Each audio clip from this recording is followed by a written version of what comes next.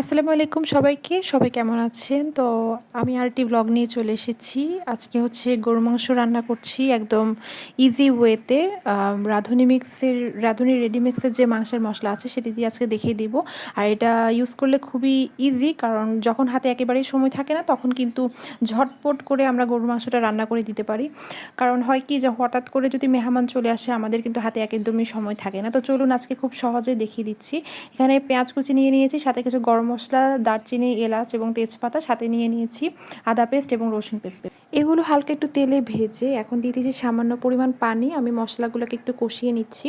এখানে 2 টেবিল চামচের মতো হলুদ গুঁড়ো এবং 2 টেবিল চামচের মতো মরিচ গুঁড়ো, সাথে দিয়ে পরিমাণ মতো লবণ এবং জিরে এবং ধনিয়ার গুঁড়ো। এরপর নিয়ে নিচ্ছি সেই স্পেশাল রেডিমিক্স রাঁধুনির মাংসের মশলা। এটা কিন্তু খুবই ঝটপট কাজে দেয়।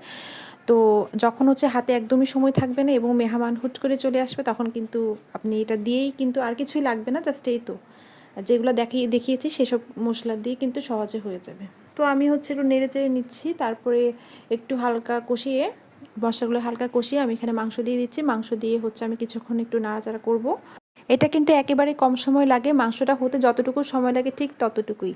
তো ঢাকনাটা দিয়ে দিচ্ছি। ঢাকনাটা দিয়ে মাংসটা সেদ্ধ হতে ওয়েট করব। আর মাঝে দিয়ে সামান্য কিছু কুচি পেঁয়াজ আর কাঁচামরিচ যদি দিতে পারি তাহলে কিন্তু টেস্ট আরও বেড়ে আসে। তো এইভাবে ঢাকনা দিয়ে আমাকে কষিয়ে নিতে হবে। আর মাংস থেকে দেখুন কিছুটা পানি ছেড়ে এসেছে, সেই পানিটা দিয়ে কিন্তু মাংসটা সেদ্ধ হয়ে যাবে। এ পর্যায়ে প্রায় 30 মিনিটের মতো ওয়েট করার পর আমার কিন্তু একেবারেই মাংসটা সেদ্ধ হয়ে এসেছে। আর দেখতে পাচ্ছেন কালারটা কতটা সুন্দর লাগছে, একেবারে টকবক করছে চুলোয়।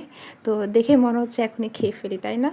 হাতে যদি একেবারেই কম সময় থাকে তাহলে কিন্তু আজকের রেসিপিটা আপনার জন্য। সবাই ভালো থাকবেন, সুস্থ থাকবেন। সবাইকে ধন্যবাদ, টাটা।